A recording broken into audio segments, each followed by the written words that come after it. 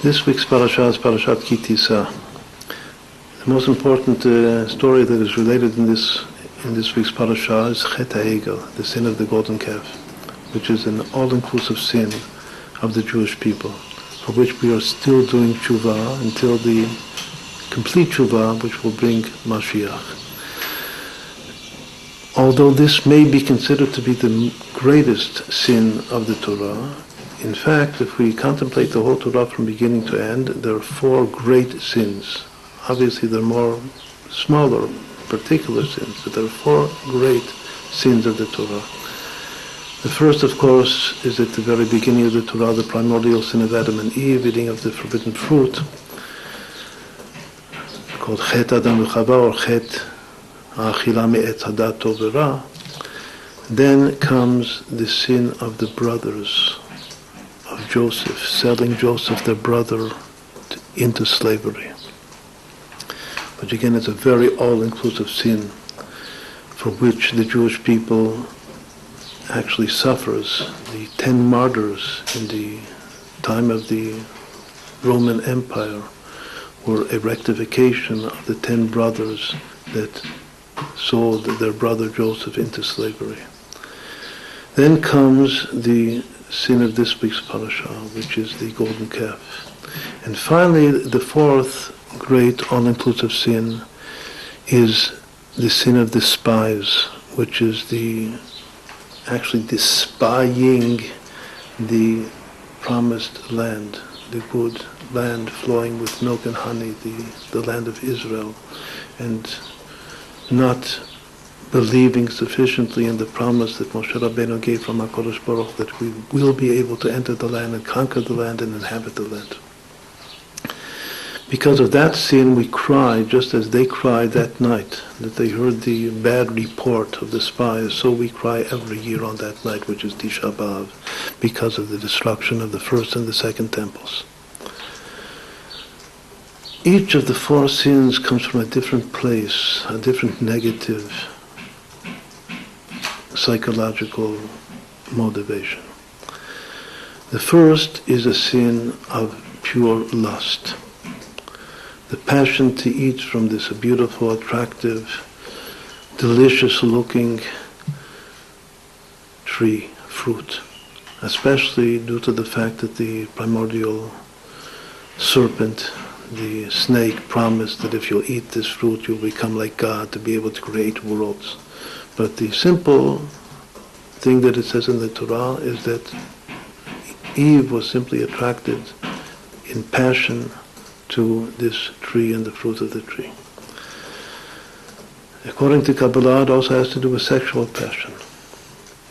And it's all lust, it's all passion. Then comes the selling of the brothers, that they sold their brother Joseph to slavery. Why? Because they were jealous of him. That they saw that as though his father was preferring him over them. So they became very, very jealous of Joseph, and because of jealousy they came to hate him. But the hatred is because of the jealousy. The primary motivation is the jealousy that they had. Then comes the golden calf of this week's parashah. And then finally comes the sin of the spies. First we'll say, what is the motivation of the sin of the spies? It's because of fear. Any type of fear in the soul, phobia, which makes one unable to take initiative and to get up and to do something. He's afraid of the results, but especially he's afraid of failure. That he's not unable to do that particular task that he is told to do, that he's supposed to do. So that fear of failure, any type of fear that a person has, that's what's behind the sin of the spies. The spies came back and said that the people that are inhabiting the land at present are just too strong for us. It's too great of a task for us. We will not be able to conquer them.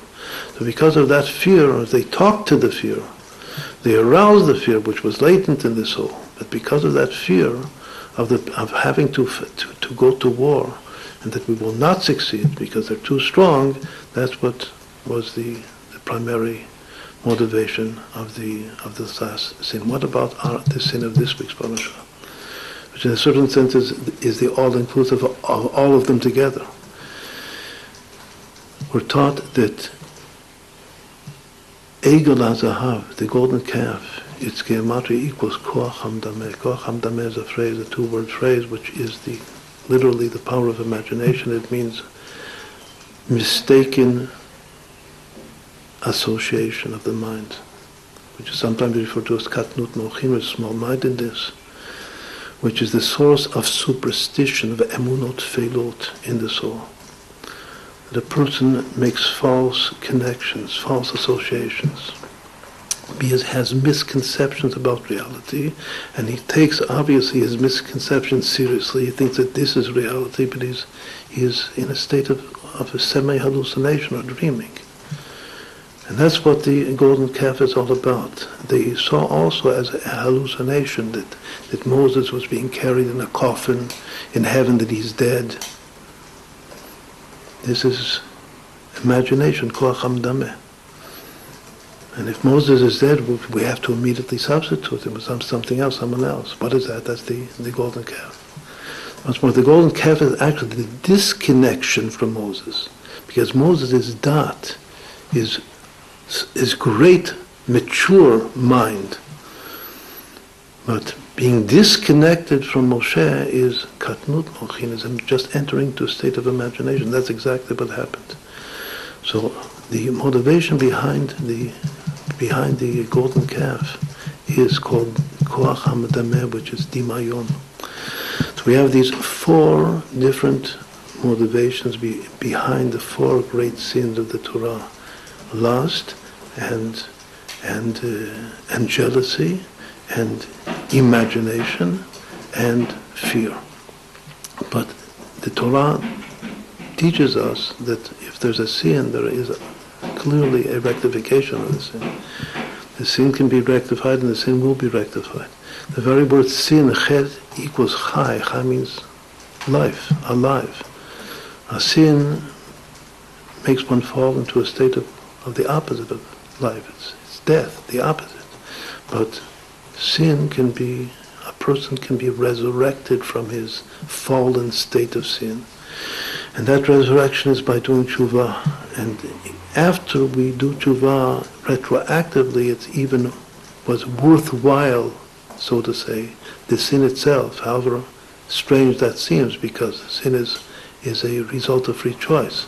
But finally, in God's ultimate plan of reality, everything is worthwhile because of the great divine revelation that takes place when we do tshuva. Together with the sin, tshuva is in the sin itself. The fact that there are four sins is alluded to in the very word sin. The sin has three letters to it: chet and tet and aleph. Instead of adding those letters, that they equal 18, which is chai, if we multiply the letters one by the other, it's 8 times 9 times 1 equals 72. But 72 itself is a multiple of 18. It's 4 times 18. So in the word chet itself, there's not just one chai, but there's actually 4 chais, that all 4 sins we will be resurrected from those sins by doing tshuva. It's a well-known custom of the Jewish people in giving charity, which it says is the greatest practical rectification of sin, is to give charity in sums of chai, because every chai equals the sin itself. The sin is coming from the unconscious of the soul. It says that the word sin is an unintentional transgression, because deep down sin is something in one's unconscious. It's a fall that begins from the unconscious. When a person reaches out to help another person, and when a person reaches out not just to help another person physically, but to do tzedakah also spiritually. Like King David says in his own tshuva, that my ultimate tshuva is v'chataim elech yashuvu, to have other sinners do tshuva. That is the ultimate tshuva, that's the ultimate tzedakah, the ultimate charity. And that is what rectifies sin. And as we said, even retroactively makes the sin worth having sinned for the tshuva and the great, great revelation of joy that comes from the revelation of Hashem having returned to him from far, far away, from a state of it's called Hefech HaChaim, the opposite of life, to become resurrected and return to life together with HaKadosh Baruch Hu.